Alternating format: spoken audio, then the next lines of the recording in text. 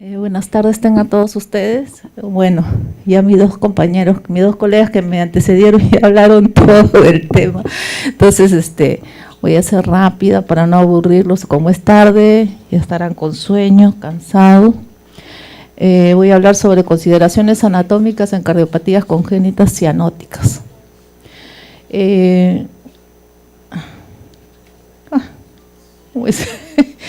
El desarrollo en los últimos 30 años de lo que es los conocimientos científicos, las técnicas, han logrado pues un avance grande en lo que es las cirugías cardíacas congénitas cianóticas, ¿no? En las décadas del 50 y 60 que se dio inicio a las cirugías a corazón abierto de estas patologías, se operaban al comienzo cirugías de menor complejidad. La mayoría de pacientes que tenían patologías o cardiopatías congénitas de moderadas a severas se morían, ¿no? En la actualidad, pues, los avances, como le digo, tecnológicos, hacen que el 85% de estos pacientes que nacen con cardiopatías congénitas puedan ser tratados y alcancen la edad adulta. Y son justamente esos pacientes que son tratados lo que nosotros vamos a ver como anestesiólogos, ¿no? Ya sea para una cirugía de emergencia o urgencia. He encontrado este cuadro epidemiológico de Estados Unidos, ¿no? Y acá vemos pues la incidencia es mayor, como dijo la doctora Chumpitasi, de cardiopatías no cianóticas, y las cianóticas son del 20% más o menos. Acá en el Perú pude hallar un trabajo hecho en el INCOR por el doctor Adriel Oroztegui y el doctor Manuel Adrancén, cirujano del INCOR, donde ellos encontraron durante los años 2006 al 2010 esta cantidad de cardiopatías congénitas. Las no cianóticas de 3.276, ¿no?, en el cuartil medio, y de 650 no hubo mucha diferencia en el 2010.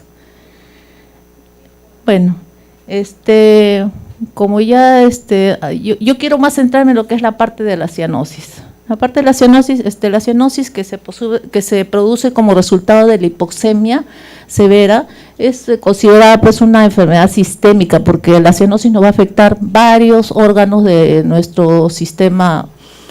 Y entonces voy a hacerles un poco de hincapié de las alteraciones que puede producir. La cianosis, como sabemos nosotros, es la coloración azulada de las mucosas y la piel, que se debe a la presencia de lo que es la cantidad de hemoglobina desaturadas. Uno dice un 25%, otros dicen 30%, ¿no? Esta cianosis puede ser central o periférica. ¿Cuándo es central? Cuando encontramos un Shan de derecha a izquierda, ¿no? Y la periférica, también cuando hay hipoperfusión a nivel alveolar, también por Shan pulmonar, ¿no? Y la central y la periférica es por vasoconstricción a nivel de los tejidos, puede ser producido por el frío, ¿no? Bueno, esto es lo mismo que dije, ¿no? Voy a hablar rapidito porque ahorita la doctora me dice, bueno, estas son las alteraciones, ahorita me dice que estas son las alteraciones que se producen durante la cianosis. La hipoxia crónica nos va a producir una estimulación a nivel renal con el aumento de la producción de la eritropoyetina. ¿Y eso qué va a ocasionar? Un aumento del número de glóbulos rojos, ¿no? Nos va a producir una eritrocitosis, que es diferente de una policitemia, porque en una policitemia nosotros vamos a ver el desarrollo de los glóbulos blancos, rojos y de las plaquetas, ¿no? El aumento de los glóbulos rojos, la eritrocitosis, nos va a producir una hiperviscosidad, y eso que va a ocasionar una disminución del flujo sanguíneo con la consecuente disminución de la perfusión tisular. Esta disminución de la perfusión y la hiperviscosidad puede dar lugar a microtrombos a nivel de cerebro o renales, ¿no? También la cianosis puede producir alteraciones de la coagulación y alteraciones plaquetarias. Eso lo vamos a ver ahorita. Las alteraciones hematológicas, ¿qué va a producir? Como dije, la hipoxemia crónica, aumento de la producción de eritropoyetina, aumento de la masa de glóbulos rojos, eritrocitosis, lo mismo que dijimos, hiperviscosidad, Y en cuanto a los accidentes cerebrovasculares, está más en relación a la deficiencia de hierro. Se ha visto que los pacientes que tienen deficiencia con eritrocitosis, que tienen deficiencia de fierro, son más propensos a desarrollar eventos trombóticos. Por eso nosotros cuando se habla de hacer lo que antes se decía sangrías o flebotomías, antes de hacerlas en pacientes que tienen más del 55 o 60% de hematocrito, debemos hacer un estudio de lo que es los niveles de fierro en sangre de estos niños. De repente dándoles el tratamiento adecuado de fierro y y la hidratación adecuada, nos evitaríamos en hacer las sangrías o flebotomías que ahora están contraindicadas, más se hacen hemodiluciones, ¿no? ¿Por qué se habla de deficiencia de fierro? Normalmente el glóbulo rojo es bicóncavo y se ha visto por estudios que cuando tienen deficiencia de fierro, estos glóbulos rojos cambian su morfología, se vuelven más microesferocíticos y más rígidos. Entonces, ¿qué pasa a nivel microvascular? No son muy deformables, ¿no? Y se producen pues las microtrombosis, ¿no? Estos son síntomas que se producen en pacientes que tienen hiperviscosidad por eritrocitosis secundaria. A nivel central, cefaleas, languidez, vértigo, visión borrosa, ceguera transitoria, depresión mental y en general pueden presentar fatiga, laxitud, debilidad muscular, mialgias. Entonces, cuando ustedes ven un paciente que tiene eritrocitosis, o sea, hematocritos elevados, pero y presentan este tipo de síntomas, entonces y viendo que tengan niveles adecuados de fierro y estén bien hidratados, pueden ustedes indicar la flebotomía, sangría, hemodilución. Estos son otros tipos de alteraciones que se producen en los pacientes cianóticos, ¿no? Alteraciones en las plaquetas.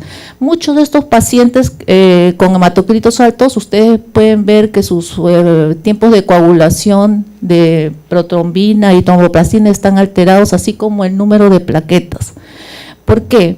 ¿Por qué están alteradas las plaquetas? ¿Dónde tiene su origen? Porque está descrito de que los megacariocitos al llegar al lecho pulmonar maduran, ¿no? Se convierten en plaquetas. Entonces, como acá está alterada el flujo sanguíneo pulmonar, entonces las plaquetas no van a llegar a madurar completamente, disminuye el número de ellas en el torrente sanguíneo. El CID, se ha visto que por la misma eritrocitosis a nivel microvascular va a haber más contacto de las plaquetas con las paredes del endotelio y esto va a producir mayor consumo de plaquetas y de factores de coagulación. Los factores de coagulación, como le dije, van a estar disminuidos. ¿Por qué? Porque la función hepática, debido a la hipoxemia crónica, también está alterada. Se ha visto que factores de coagulación dependientes de la vitamina K, como tiene su absorción a nivel intestinal, estos están alterados por la hipoxemia crónica, pues, ¿no? Y también se ha visto otro tipo de alteraciones de la coagulación, formas adquiridas de von Willebrand y aumento de la fibrinolisis primaria. Por eso es que estos pacientes cuando van a cirugía cardíaca se benefician con el uso de antifibrinolíticos, ¿no? Tipo tranexámico. También se producen alteraciones a nivel microvascular, se produce una difusión endotelial y eso produce una menor capacidad de respuesta cuando se quiere aumentar el flujo. Por ejemplo, los niños quieren hacer ejercicio, hay menos capacidad de respuesta y esto también genera lo que es la acidosis. Esta es una clasificación que ya el doctor Escravón ya nos hizo, ¿no? Y yo me voy a dedicar a lo que es el flujo sanguíneo pulmonar. Esta es otra clasificación. Y acá el flujo, pacientes con flujo pulmonar de derecha a izquierda, ya la típica Fallot, atresia tricuspidia pulmonaria, anomalía de Einstein. Las otras que son con mezcla y aumento de flujo sanguíneo pulmonar son enfermedades congénitas cardíacas de alta complejidad, algunos no llegan ni al año de vida, y es bien difícil que ustedes las vean pues en sus hospitales, ¿no? Acá hay una clasificación de acuerdo a la cianosis, con disminución de flujo, como decíamos antes, con mezcla de sangre, con circulación en paralelo, como la transposición de grandes vasos, y el síndrome de Eisenberg, que ya también se hizo mención, ¿no? Entonces, como lo de la tetralogía de Fallot son los pacientes que tienen mejor pronóstico de vida, no solamente los que han recibido cirugía correctiva o paliativa, esos son los que por lo general nosotros vamos a hallar en las emergencias en nuestros hospitales, ¿no? Y como dijo el doctor Scaravoglia, pues la tetralogía de Fallot podemos ver estenosis pulmonar, cabalgamiento de la aorta, CIB y hipertrofia del ventrículo derecho. Bueno, la característica fundamental de estas cardiopatías cianóticas es la obstrucción del flujo sanguíneo pulmonar, ¿no? Entonces produce un cortocircuito de derecha a izquierda, tiene que haber para ello un CIA, un CIB, un ductus. Entonces produce entrada de la sangre desoxigenada a la circulación sistémica. ¿Y esto qué conlleva? A la cianosis. Todos los pacientes que vamos a ver con estos tipos de circuitos van a tener cianosis.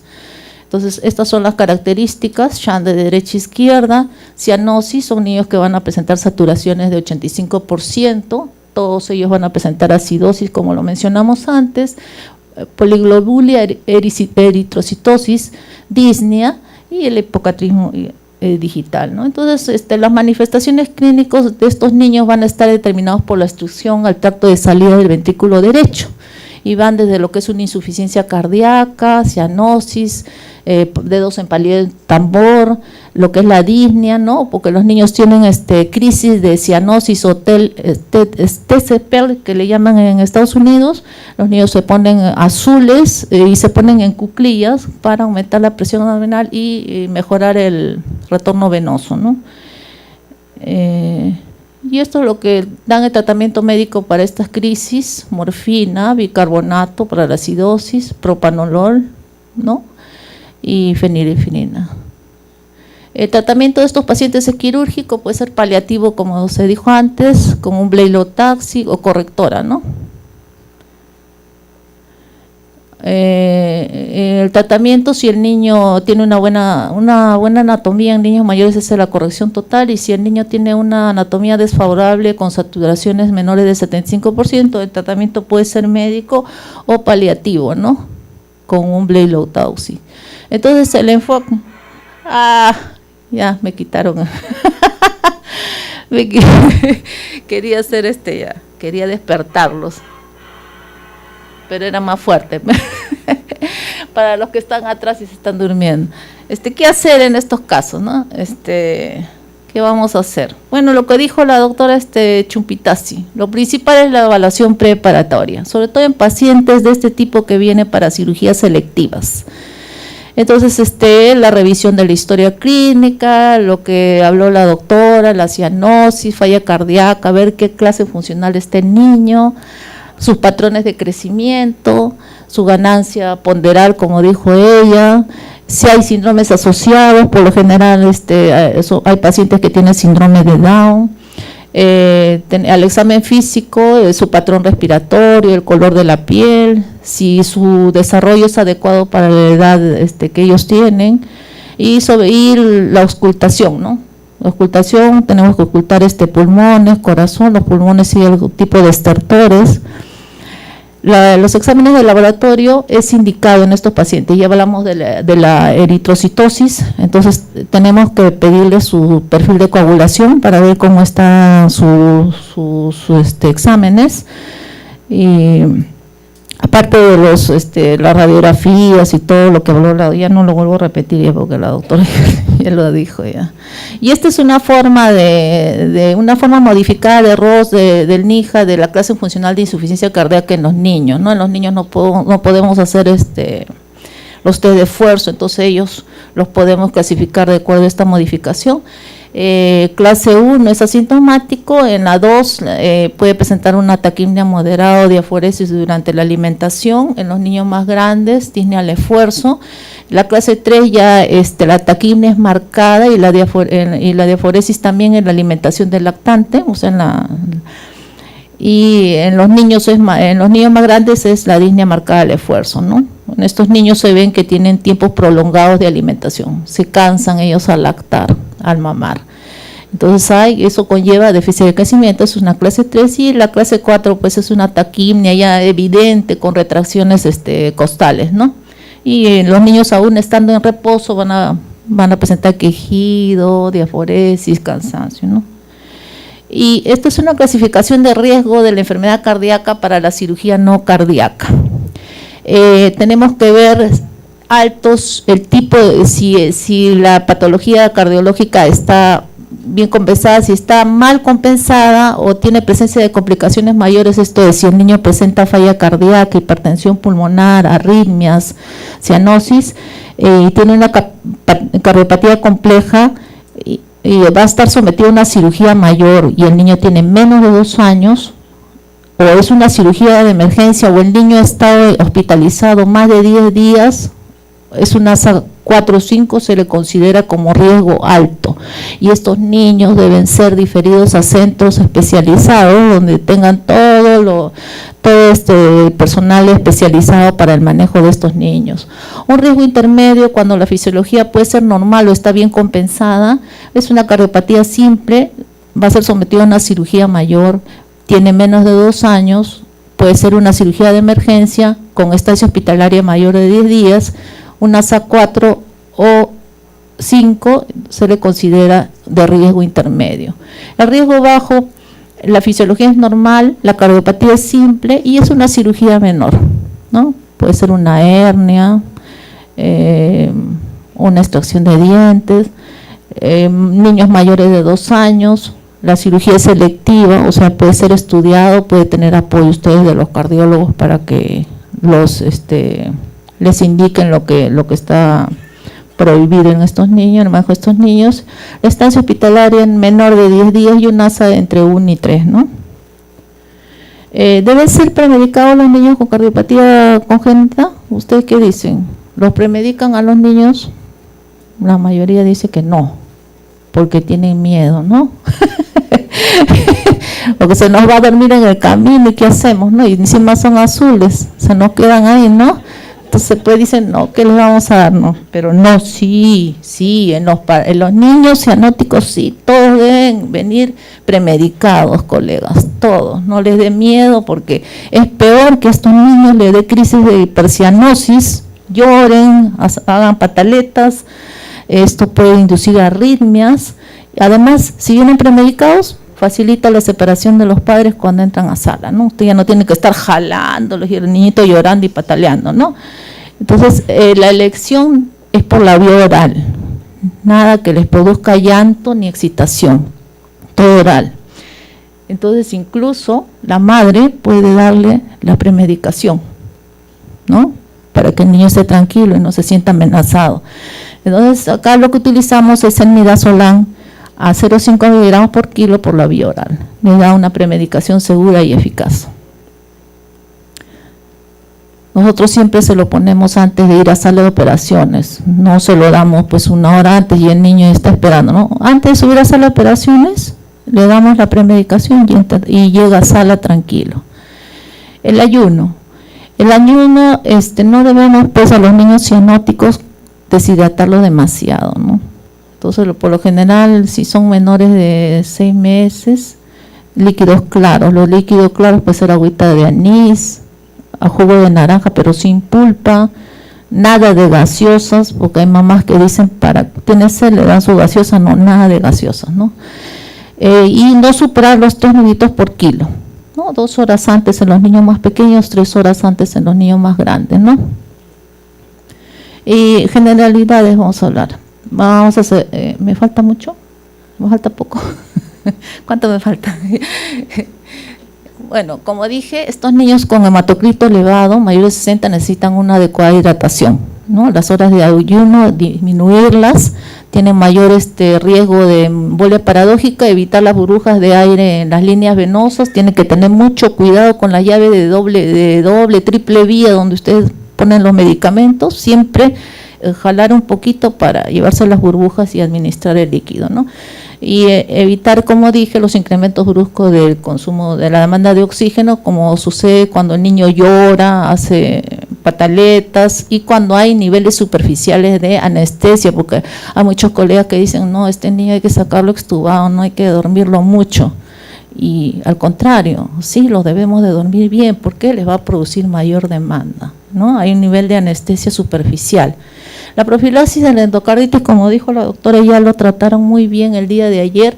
Sin embargo, quiero hacer acotación acá que la American Heart Association dice que las recomienda en ciertos casos, sobre todo en los niños que van para extracciones o curaciones dentales, en los niños que han tenido una historia previa de endocarditis, en los pacientes con cardiopatía cianótica no reparada, incluyendo los que tienen shunts, ¿no? La reparación completa dentro de los primeros 6 meses posoperados, ¿no? Y el reparado, pero que tiene efectos residuales, ¿no? ¿Qué monitoreo se realiza en estos niños? ¿Todos van a estar invadidos? ¿No? ¿Todos van a tener invasión? No.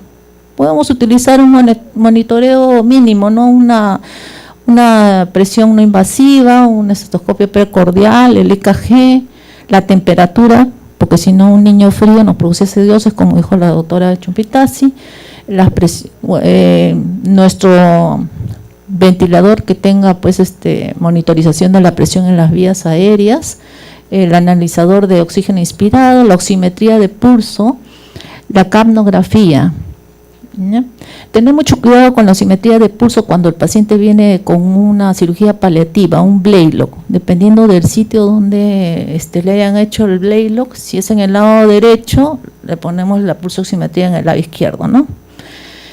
Porque si no nos va a alterar la lectura. Y lo mismo la capnografía. Se subestima el PCO2, la capnografía, porque en estos niños, como hay hipoflujo pulmonar, está alterado el control de capnografía. Bueno, estas son las consideraciones. Minimizar el CHAN de derecha a izquierda. ¿Cómo lo hacemos? Manteniendo las resistencias vasculares sistémicas altas. Si en algún momento de la anestesia se nos baja la presión arterial, utilizamos fenilefrina, la que también es muy bueno para estos niños. Evitar aumentos de la resistencia vascular pulmonar, ¿cómo? Disminuyendo los estímulos simpáticos, ya vimos el llanto, el dolor, la profundidad anestésica, todo eso lo tenemos que manejar. Evitar la hipercarbia, la acidosis, la hipotermia y el empeoramiento de la hipoxemia, ¿no? Esto es con manejo ventilatorio. Aumentamos el FiO2, a ellos no se les puede dar como los de flujo aumentado FiO2 bajo, sino FiO2 elevado, frecuencias respiratorias altas, y también evitar los aumentos de la presión intratorácica. En estos niños no usemos PIP, ¿no? Mantener o mejorar la función ventricular, evitando la depresión miocárdica, y también haciendo uso en ciertos casos de cirugías complejas de dobutamina, ¿no? Debemos evitar así fehacientemente la caída de la resistencia vascular sistémica, porque esto nos va a empeorar la cianosis. Entonces debemos mantener un volumen intravascular adecuado, y también debemos optimizar el hematocrito. No vayan a creer ustedes que porque este paciente entra con 50 hematocrito va a sangrar medio litro, sobre todo en niños, y lo dejamos porque no importa, está en 40, en 30, no es así. Ellos ya tienen su fisiopatología adecuada, y ellos, pues, su hematocrito hay que reponerle las pérdidas sanguíneas, sangre con sangre. Y esto es algo resumido de lo que es las cardiopatías congénitas. Desarrollan cianóticas, desarrollan policitemia, y eso produce aumento de hemorragias sin posoperatorias, ¿no? Por eso hablamos de una sangría preoperatoria, pero siempre viendo los niveles de fierro y si el niño está deshidratado. Si no, la hemodilución no se hace. Y como habíamos visto, estos niños con cianosis presentan policitemia, presentan disminución de plaquetas, ¿no? Factores de coagulación alterados, fibrinólisis primaria, una serie de alteraciones de la coagulación. Por eso en estos niños está un poco cuestionada lo que es la anestesia neuroaxial, ¿no? Debemos contar con hemoderivados para el sangrado, como les dije, ¿no? Plaquetas, sangre Y en estos niños, como dije, evitar la caída de la resistencia vascular sistémica porque aumenta el cortocircuito y disminuye y aumenta la hipoxemia, ¿no? Como dije, ya tener cuidado con lo que es la embolia paradójica. Y esto es lo mismo, ¿no? Para recalcar de que esto no se debe hacer, estos son factores que disminuyen el flujo sanguíneo pulmonar y que nosotros debemos evitar de todas maneras, ¿no? Lo mismo, pero ya esquemáticamente, y acá vamos a hablar sobre drogas. Los anestésicos inhalatorios son los que nosotros más usamos en niños, ¿no? Son utilizados en la inducción inhalatoria. Se dice que tiene efectos depresores dosis dependientes, ¿no? Entonces, si el niño nosotros lo traemos a sala de operaciones, bien sedadito, bien premedicado, nosotros no vamos a tener que pelearnos con el niño a la hora de la inducción y ponerle pues el 8%, ¿no? Ese niño viene bien sedado, tranquilo, le podemos poner la mascarita con bajo porcentaje de Seborane y no podemos, pues como es dosis dependiente, no le vamos a alterar la contractibilidad ni el ritmo cardíaco, ¿no? El sevoflurane dentro de estos es el que nos da mayor estabilidad hemodinámica. Ojo, el óxido nitroso, no sé si ustedes tendrán en sus salas de operaciones, pero el óxido nitroso aumenta la resistencia vascular pulmonar y disminuye el flujo sanguíneo pulmonar. Esto hace que se aumente el shunt pulmonar. Además, es peligroso porque puede producir embolias gaseosas. Entonces, ya descartado el óxido nitroso en estos niños. El propofol. Dentro de los oncomodos, el propofol disminuye la resistencia vascular sistémica y la presión arterial media. También se ha visto que disminuye el gasto cardíaco y, por lo tanto, va a aumentar el shunt. De las drogas endovenosas, la ketamina es la que mantiene la contractibilidad y la resistencia vascular sistémica. Y esta se podría hacer que es de elección en estos niños para el mantenimiento intraoperatorio. Se dice que también aumenta la presión de la arteria pulmonar, pero esto es un 20%, 30%. Y ¿cómo se llama? Como dije yo ayer, si usamos combinación de drogas, yo creo que no se va a alterar tanto la hemodinamia de los pacientes. Los niños son otro mundo y tenemos que disponer de dosis pequeñas, ¿no? Tratar de titularlas, se puede decir así en ellos. El fentanilo dentro de los opioides es el que nos da mayor estabilidad hemodinámica. No en altas dosis, porque hay pacientes que los queremos sacar extubados de sala de operaciones, entonces en dosis adecuadas, porque si no se nos pueden quedar intubados varios días, ¿no? En la elección de la técnica anestésica voy a mencionar Hipócrates. Él dijo en su tiempo que el tratamiento que uno elija deberá estar orientado al beneficio del paciente y en la medida de su capacidad y su juicio. Eso es lo que nosotros tenemos que hacer. Está reportado que también se utilizan técnicas regionales, bloqueos. Bueno, esto va a estar dado ustedes teniendo en cuenta con todo lo que les he dicho, todo lo que deben evitar. Si ustedes son expertos, tienen experticia en poner epidurales a cierto nivel, que no produzca disminución de las resistencias sistémicas, que no produzca aumento de la resistencia vascular pulmonar, entonces en buena hora ustedes eligen la técnica más adecuada teniendo en cuenta todo lo que les he dicho anteriormente, ¿no? Hay gente hay colegas que son expertos poniendo bloqueos, pueden poner un bloqueo inguinal y para hacer una operación de prepucio, ¿no? Entonces, la técnica que ustedes mejor manejen, ya sea endovenosa, porque como me dijo una vez un colega, ¿no? Me dijo, yo daba anestesia a un paciente que nadie quería operar para una laparoscópica y yo lo traté así y lo saqué extubado, ¿no? Entonces, la técnica que ustedes mejor manejen y evitando todo lo que les he dicho es la mejor para el paciente, sí, ¿no? En la medida que ustedes causen el menos daño posible en él. Bueno, y las conclusiones es de que las cardiopatías congénitas cianóticas deben considerarse de muy alto riesgo para una cirugía no cardíaca, ¿no? La prioridad en el manejo de estos pacientes es el conocimiento tanto de la anatomía y fisiopatología de cada lesión, así como de la acción farmacológica de las drogas que ustedes vayan a utilizar, ¿no? Y que de la acción que éstas tengan en la hemodinamia del paciente. Bueno, gracias. Eso es todo.